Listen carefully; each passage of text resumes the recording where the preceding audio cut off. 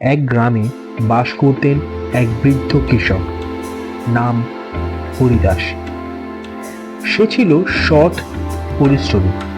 তার সমস্ত জমি 3 ভাগে ভাগ করা ছিল, যার 2 ভাগ ছিল সমান মাপের আর একটা ভাগ ছিল সবচেয়ে বড়।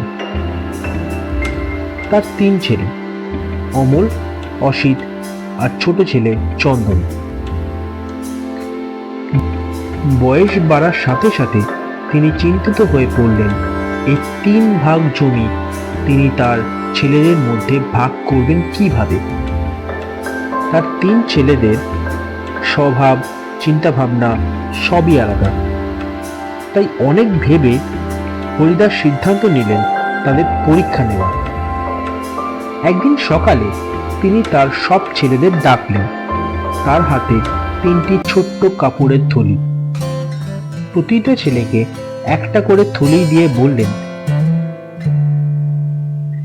এর ভেতরে রয়েছে 10টা রূপোর কয়েন।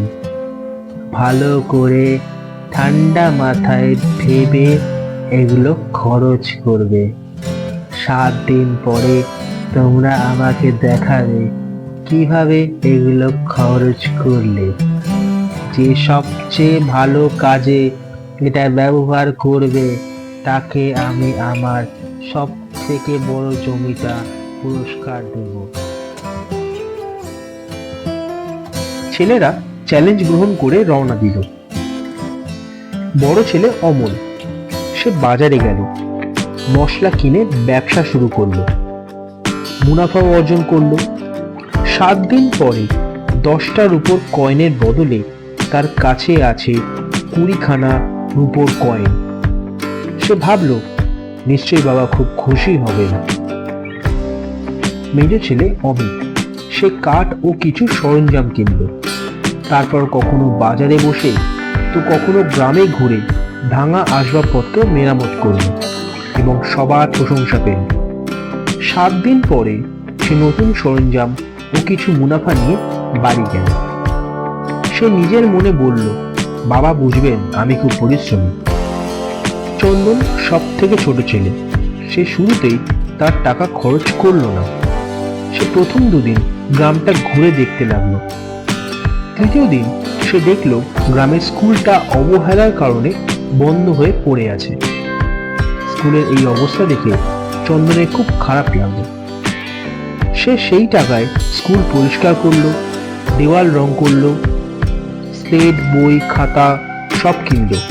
স্কুলের ছাদ মেরামত করে আবার স্কুলটা চালু করলো।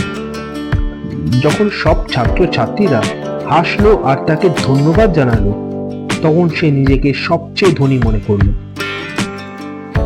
7 দিন পরে অমল গর্বের সাথে তার রূপোর কয়েনগুলো বাবাকে দেখালো। অমিত তার সরঞ্জাম আর মুনাফা বাবার সামনে তুলে ধরল। চন্দন চুপ করে দাঁড়িয়ে রইল। হরিদাস কোমলভাবে তাকে জিজ্ঞেস করলো, তুমি কি এনেছ? চন্দন খুব শান্ত ভাবে বলল, আমার কাছে ফিরিয়ে আনার মতো কিছু নেই। এই বলে সে তার বাবাকে সব বলল, যে কিভাবে সে এই কয়েনগুলো খরচ করেছে এবং তার পরিবর্তে সে কি পেয়েছে। হরিদাসের চোখে জল এলো। তিনি চন্দনকে বুকে জড়িয়ে ধরে বললেন, তুমি লাভের জন্য নয়, মানুষের জন্য ব্যবহার করেছ।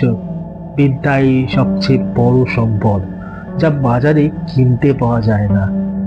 হরিদাস তার সব থেকে বড় জমিটা চন্দনকে দিল।